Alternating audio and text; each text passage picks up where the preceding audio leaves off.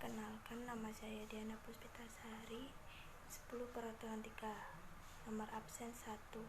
Video sejarah yang berjudul Kebijakan Pintu Terbuka dan Politik Etis, kelompok 6. Niko Maspenius Nadi, kelas 10 Peraturan 3, nomor absen 29.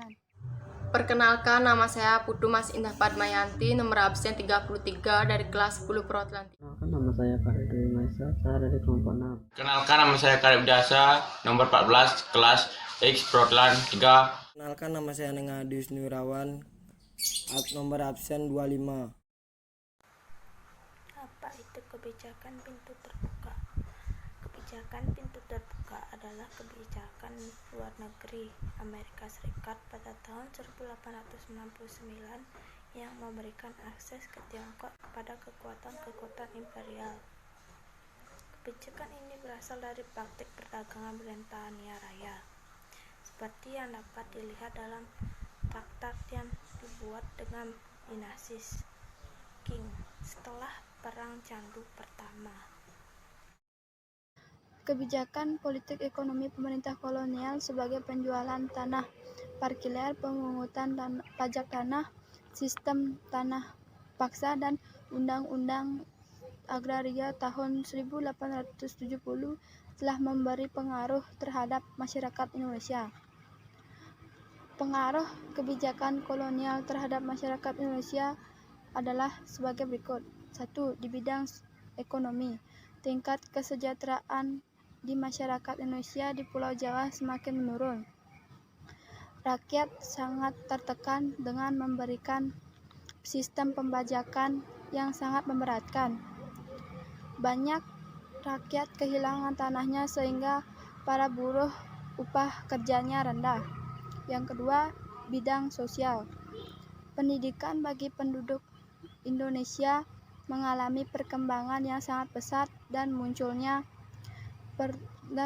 kebutuhan para petugas.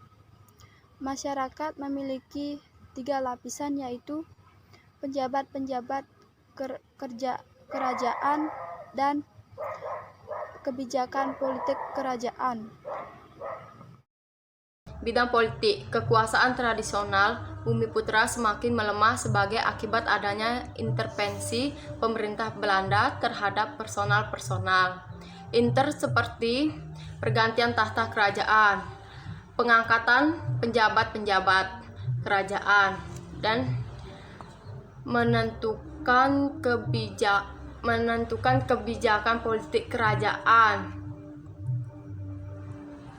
Bidang budaya, makin meluasnya pengaruh budaya Eropa yang merusak sendi-sendi kehidupan budaya tradisional. Misalnya, kebiasaan minuman-minuman keras di kalangan bangsawan.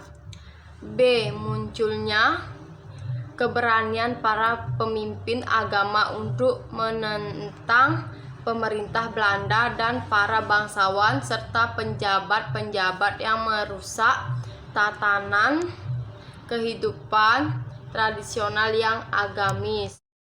Politik etis atau merupakan etik politik merupakan kebijakan yang dibentuk pada pemerintah Belanda.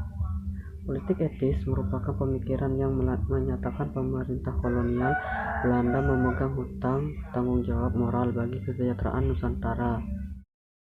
Politik etis atau politik balas budi ini merupakan pemikiran progresif yang kala itu menyatakan bahwa pemerintah Belanda punya kewajiban moral untuk mensejahterakan penduduk India, memberikan kemakmuran bagi masyarakat dan kerajaan.